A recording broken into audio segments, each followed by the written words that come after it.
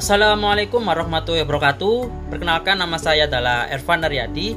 Saya dari Teknik K3 PPNS. Di sini saya akan menjelaskan tentang tahapan penilaian pada penderita. Jadi tahapan pada penderita itu ada beberapa tahap. Yang pertama yaitu penilaian keadaan. Yang kedua ada penilaian dini. Yang ketiga adalah pemeriksaan fisik. Yang keempat adalah riwayat penderita. Yang kelima ada pemeriksaan berkala, dan yang terakhir adalah melakukan pelaporan.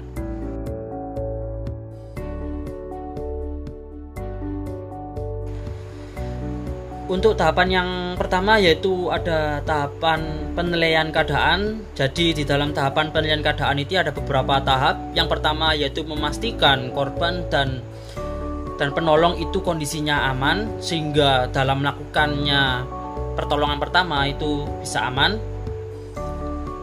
Yang kedua yaitu meminta kepada orang yang berada di sekitar untuk tidak berkerumun, dengan tujuan untuk memberikan ruang gerak kepada penolong saat melakukan evakuasi terhadap korban.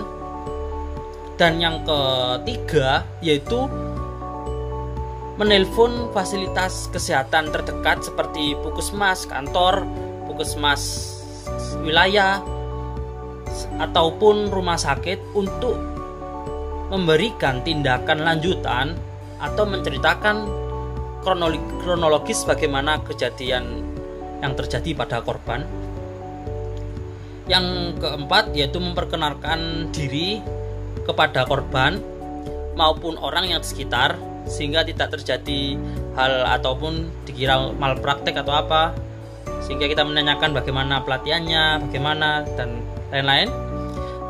Lalu yang terakhir yaitu kelima, mengamankan barang-barang korban supaya diletakkan pada kondisi yang aman atau tempat yang aman.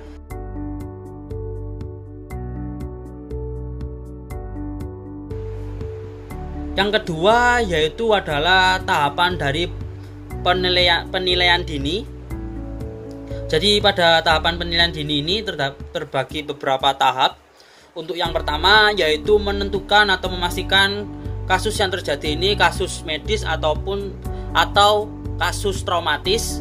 Bedanya kasus medis dan traumatis yaitu pada kasus medis yaitu faktor yang menyebabkan penderita itu dari internal seperti penyakit atau yang dari internal. Yang untuk kasus traumatis yaitu faktor yang mempengaruhi penderita itu dari faktor eksternal seperti patah tulang atau faktor eksternal lainnya. Yang kedua yaitu menentukan respon penderita. Jadi menentukan respon penderita ini dibagi menjadi 4. Yang pertama yaitu awas, yang kedua yaitu suara, yang ketiga yaitu nyeri, dan yang keempat yaitu tidak respon. Bisa disingkat menjadi ASNT untuk awas sendiri. Jika korban dapat berkomunikasi dengan lancar, bisa dikatakan itu kondisinya responnya itu awas.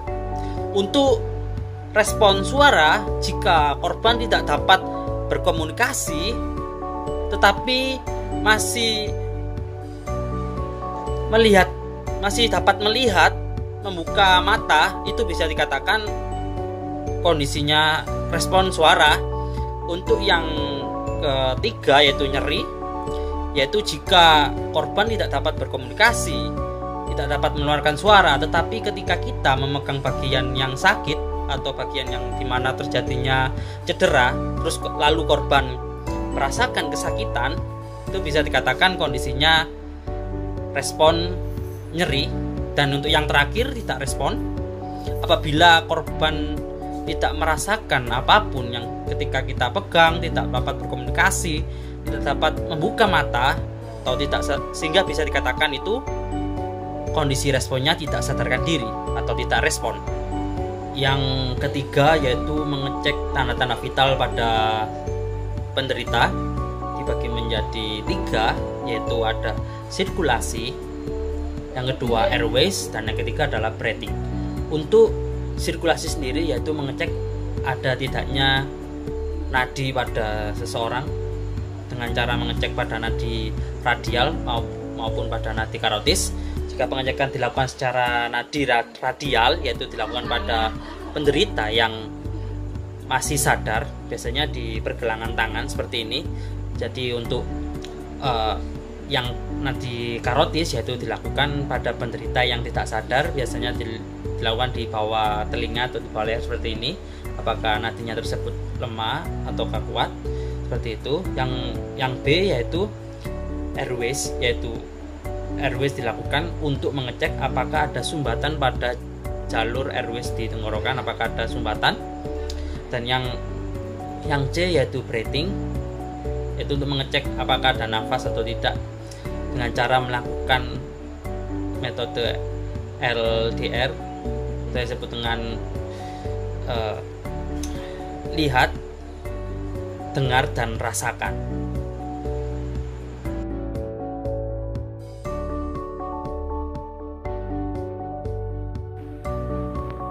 Di sini saya akan mempraktekkan dari resusitasi jantung paru atau yang biasa disebut dengan RJP atau CPR, yang bertujuan yaitu untuk membuka jalan napas yang tertutup atau yang tersempit dengan teknik pemijatan maupun ketukan. Dalam teknik RJP sendiri, satu siklus yaitu 5 kali 30 pijatan dan 2 kali hembusan nafas. Setelah itu melakukan pengecekan nadi karotis selama 2 detik. Untuk yang pertama yaitu melakukan 30 kali pijatan. Kita lakukan dengan tangan seperti ini. 1, 2, 3, 4, 5, 6, 7, 8, 9, 10, 11, 12, 13, 14, 15, 16, 17, 18, 19, 20, 21, 22, 23, 24, 25, 26, 27, 28, 29, 30. Setelah 30 yaitu kita melakukan 2 kali hembusan nafas dengan cara meniup pada bagian mulut dan menutup hidung sehingga tidak keluar oksigen udaranya. 1, 2. Setelah itu kita melakukan lagi 30 kali pijatan. 1, 2, 3, 4, 5, 6, 7, 8, 9, 10, 11, 12, 13, 14, 15, 16, 17, 18, 19, 20, 21, 22, 23, 24, 25, 26, 27, 28, 29, 30. Lalu melakukan 2 kali hembusan nafas pada mulut dan ditutup hidungnya. 1, 2. Lalu melakukan lagi 30 kali pijatan. 1, 2, 3, 4, 5, 6, 7, 8, 9, 10, 11, 12, 13, 14, 15, 16, 17, 18, 19, 20, 21, 22, 23, 24, 25, 26, 27, 28, 29, 30. Lakukan lagi hembusan napas selama 2 kali dan menutup hidungnya. 1, 2. Lalu melakukan lagi pijatan lagi selama 30. 1, 2, 3, 4, 5, 6, 7, 8, 9, 10, 11, 12, 13, 14, 15, 16, 17, 18, 19, 20, 21, 22, 23, 24, 25, 26, 27, 28, 29, 30. Lalu melakukan hembusan napas lagi selama 2 hembusan. 1, 2. Lalu melakukan pijatan lagi selama 30. 1, 2, 3, 4, 5, 6, 7, 8, 9, 10, 11, 12, 13, 14, 15, 16, 17, 18, 19, 20, 21, 22, 23, 24, 25, 26, 27, 28, 29, 30.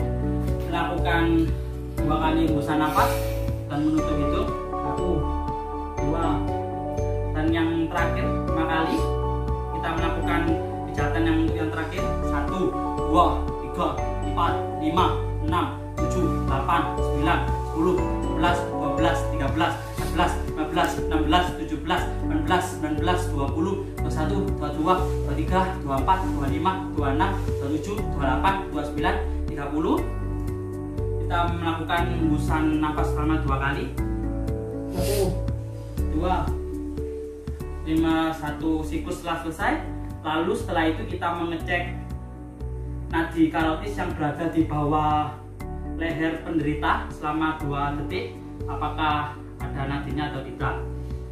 1, 2, dan seperti itu melakukan dari RJP. Terima kasih.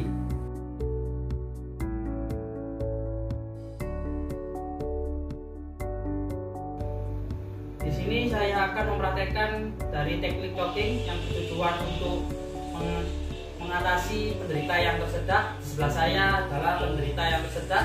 Jadi yang pertama yaitu kita menyuruh penderita untuk melebarkan kakinya sebahu, lalu kaki kita masuk ke tengah sini, lalu kita mengembalikan tangan seperti ini, kita melingkari perut seperti ini.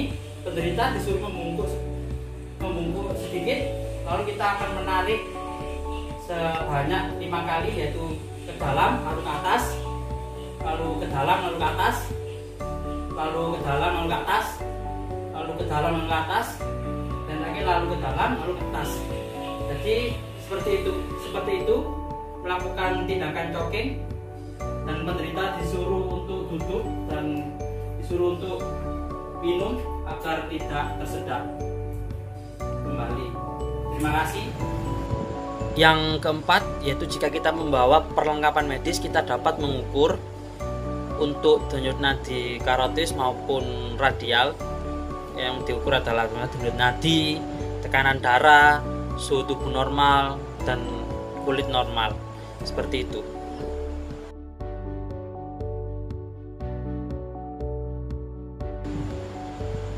Yang ketiga yaitu tahapan pemeriksaan fisik pada penderita, yaitu memeriksa seluruh anggota badan pada penderita. Jadi pada penderita dibagi menjadi 4 tahapan pemeriksaan fisik, yaitu yang pertama yaitu penglihatan, yang kedua yaitu sentuhan, yang ketiga yaitu ketukan, yang keempat yaitu pendengaran.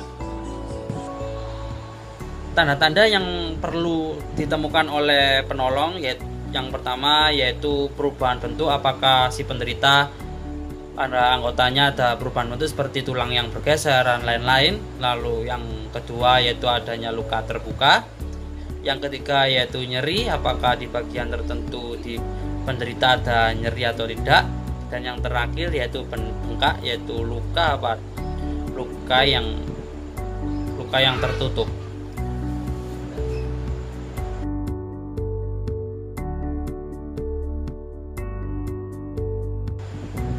Yang keempat yaitu tahapan riwayat penderita. Jadi kita sebagai penolong itu menanyakan bagaimana identitasnya penderita, lalu menanyakan obat-obatan apa yang dikonsumsi oleh penderita, apakah penderita memiliki penyakit menyerta atau apakah. Jadi kita harus menanyakan riwayat dari penderita. Riwayat yang perlu diketahui dari penderita yaitu yang pertama yaitu keluhan apa yang dirasakan oleh penderita, yang kedua yaitu obat-obatan apa yang terakhir diminum oleh penderita, dan yang ketiga yaitu makanan apa yang makanan atau minuman apa yang diminum penderita. Yang keempat yaitu penyakit bawaan apa yang diderita oleh penderita, dan yang kelima yaitu adalah alergi apa yang diderita oleh penderita, dan yang terakhir yaitu kronologis kejadian atau kejadian seperti apa yang dialami oleh penderita, atau yang biasa kita sebut dengan istilah kompak.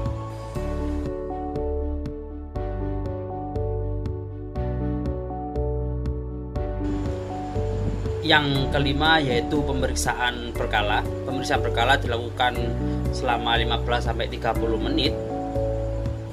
Pemeriksaan berkala harus dilakukan sebelum tenaga medis melakukan tindakan lanjut. Pemeriksaan berkala meliputi yang pertama yaitu respon korban, Yang kedua yaitu pengecekan tanda-tanda vital. Yang ketiga yaitu penanganan luka. Yang keempat yaitu pemeriksaan ulang pada penderita.